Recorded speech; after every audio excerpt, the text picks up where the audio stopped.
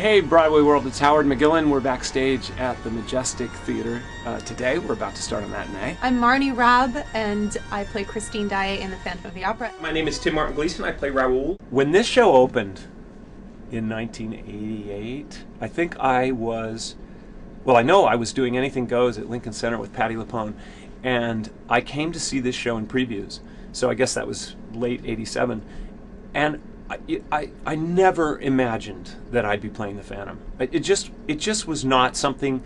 I mean, I was so happy. We had just started Anything Goes, the Broadway run at Lincoln Center, and I was so thrilled to be doing that. And you can't have any greater contrast between two shows than Anything Goes and Phantom of the Opera. And you know, I don't know, maybe there was a little bit of a territorial thing, you know, yes, our show is better than their show, you know, but I just never imagined that I would be doing Phantom of the Opera, let alone playing the Phantom of the Opera.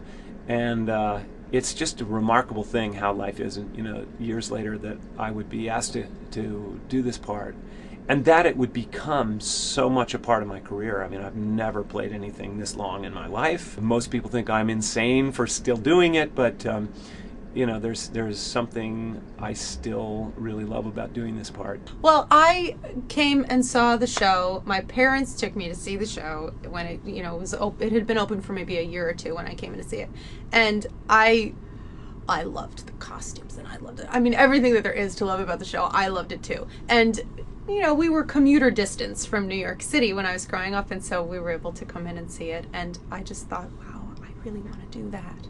And you know, as a kid, you just want to do what, you know, what is close to you, you know, what you see. You know, I wanted to be a nurse when I was 5 because I saw, you know, I was going to the doctor a lot at that point. Oh, nurses are very cool.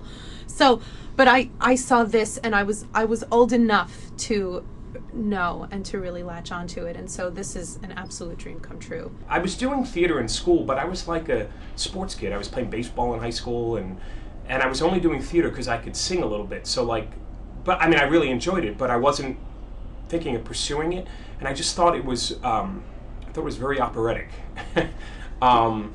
So it wasn't my cup of tea at first, and then I saw it again when I was 26. I think I was about 26, and you know, at that age you kind of begin to understand the relationships a little bit, you know, and I think it was a little over my head a little bit at 17, but at 26 I remember I saw it again, and I was pretty taken back by how strong the characters were and how dark and deep the character of Phantom goes.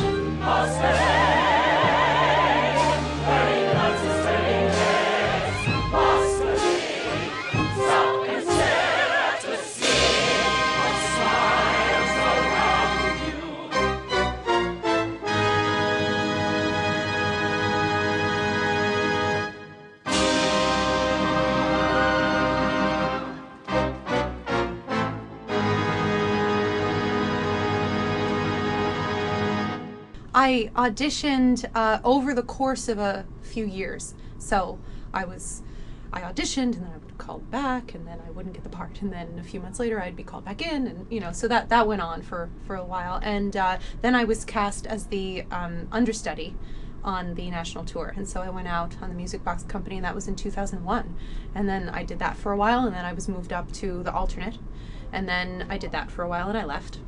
And then I was cast in the World Tour, which that was mostly, it played Southeast Asia. So it was Shanghai and Hong Kong and Taipei.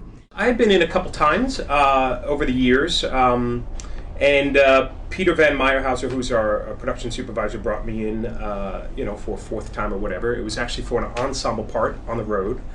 And I certainly could have used the money back then, so I went in for it, and I, by the grace of God, got it, which was great. And I went out on the road, and my very first day out on the road, I went out as a RAL understudy, and my very first day out on the road, I was introduced to the RAL, and he said, "So you're the new RAL, huh?" And I said, "What?"